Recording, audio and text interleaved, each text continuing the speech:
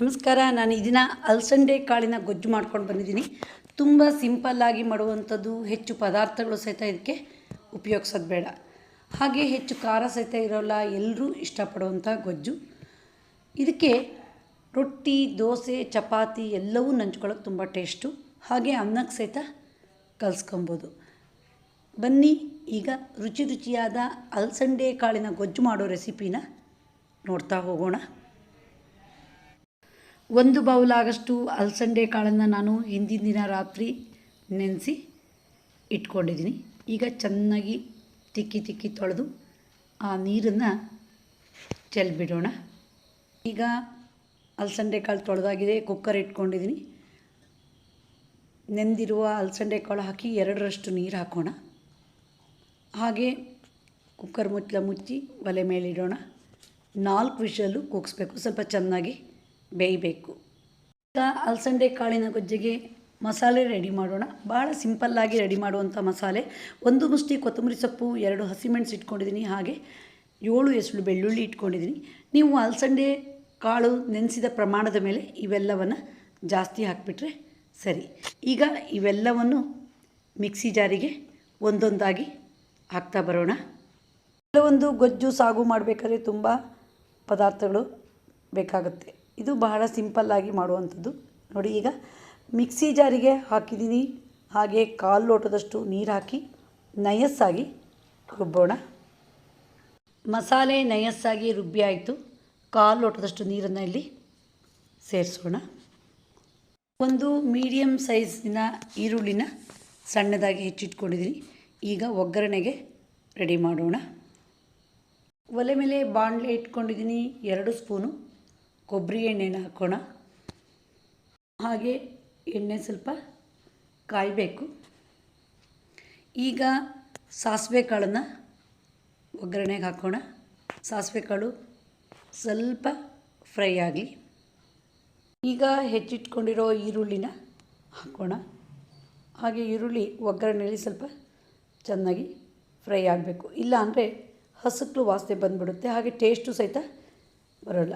ಈಗ ಈರುಳ್ಳಿನ ಸ್ವಲ್ಪ ಬಾಡಿಸ್ತಾ ಹೋಗೋಣ. ಈಗ ಈರುಳ್ಳಿ ಚೆನ್ನಾಗಿ ಬಾಡಿದೆ. ರುಬ್ಬಿರುವ ಮಸಾಲೆನ ಇಲ್ಲಿ ಒಗ್ಗರಣೆಗೆ ಸೇರಿಸೋಣ. ಹಾಗೆ ಸ್ವಲ್ಪ ಚೆನ್ನಾಗಿ ಕುದಿಸ್ತಾ ಬರಬೇಕು. ಪರಿಮಳ ಮತ್ತು ರುಚಿಗೆ ಅರಿಶಿನವನ್ನು ಹಾಕೋಣ. ಇಲ್ಲಿ ಈ ಮಸಾಲೆಗೆ ನೀರೇನಾದರೂ ಸೇರಿಸ್ಬೇಕಾದ್ರೆ ಈಗಲೇ ಹಾಕಿಬಿಡಬೇಕು. ಅದು ಕುದಿಬೇಕು, ನಂತರ ನೀರು ಹಾಕಿದರೆ ರುಚಿ ಬರಲ್ಲ. ಈಗ 1/4 ಲೋಟದಷ್ಟು ನೀರನ್ನು ಹಾಕಿದ್ದೀನಿ. ಹಾಗೆ ಕುದಿಸೋಕ್ಕೆ ಶುರು ಮಾಡೋಣ. ಯಾವುದೇ ಸೊಪ್ಪನ್ನು ಹಸಿಯಾಗಿ ರುಬ್ಬಿ ಅದನ್ನು ಕುದಿಸ್ಬೇಕು ಅಂತ ಇಟ್ಟಾಗ ಚೆನ್ನಾಗಿ ಕುದಿಬೇಕು, ಬಣ್ಣ ಚೇಂಜ್ ಆಗಬೇಕು, ಇಲ್ಲ ಅಂದರೆ ಅದು ಹಸಕ್ಲು ವಾಸನೆ ಬಂದುಬಿಡುತ್ತೆ. ಈಗ ರುಚಿಗಾಗಷ್ಟು ಉಪ್ಪನ್ನು ಹಾಕೋಣ. ಹಾಗೆ ಮತ್ತೆ ಚೆನ್ನಾಗಿ ಮಿಕ್ಸ್ ಮಾಡಿ ಕುದಿಯೋಕ್ಕೆ ಬಿಡೋಣ. ಈಗ ಕುಕ್ಕರ್ ಮುಚ್ಚಳ ಓಪನ್ ಮಾಡೋಣ. ಅಲಸಂಡೆ ಕಾಳು ಚೆನ್ನಾಗಿ ಬೆಂದಿದೆ. ಒಂದು ಸರಿ ಹಾಗೆ ಕೈಯಲ್ಲಿ ಮುಟ್ಟು ನೋಡೋಣ. ನೋಡಿ, ಮುಟ್ಟಿದರೆ ಇಷ್ಟು ಮೆತ್ತಗಿರಬೇಕು. ಈಗ ಬೆಂದಿರುವ ಅಲಸಂಡೆ ಕಾಳನ್ನು ಈ ಮಸಾಲೆ ಜೊತೆ ಹಾಕಿ ಮಿಕ್ಸ್ ಮಾಡೋಣ.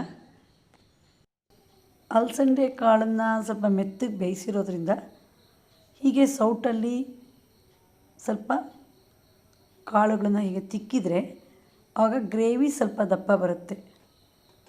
ನೋಡಿ, ಈಗ ಹೀಗೆ ಸೌಟಲ್ಲಿ ಸ್ವಲ್ಪ ಸ್ಮ್ಯಾಶ್ ಮಾಡ್ತಾ ಬರೋಣ.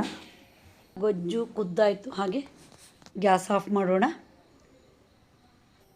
ರುಚಿಯಾದ ಅಲಸಂಡೆ ಕಾಳಿನ ಗೊಜ್ಜು ರೆಡಿಯಾಗಿದೆ. ನೋಡಿ ಎಷ್ಟು ಬೇಗ ಇದನ್ನು ತಯಾರು ಮಾಡ್ಬೋದು ಅಂತ. ಇದಕ್ಕೆ ಹಾಕೋ ಮಸಾಲೆ ಐಟಮ್ ಸಹಿತ ತುಂಬ ಕಮ್ಮಿ, ಹಾಗೆ ಹೆಚ್ಚು ಖಾರ ಸಹಿತ ಇಲ್ಲ. ಎಲ್ಲರೂ ಇಷ್ಟಪಟ್ಟು ತಿನ್ನುವಂಥ ಗೊಜ್ಜು.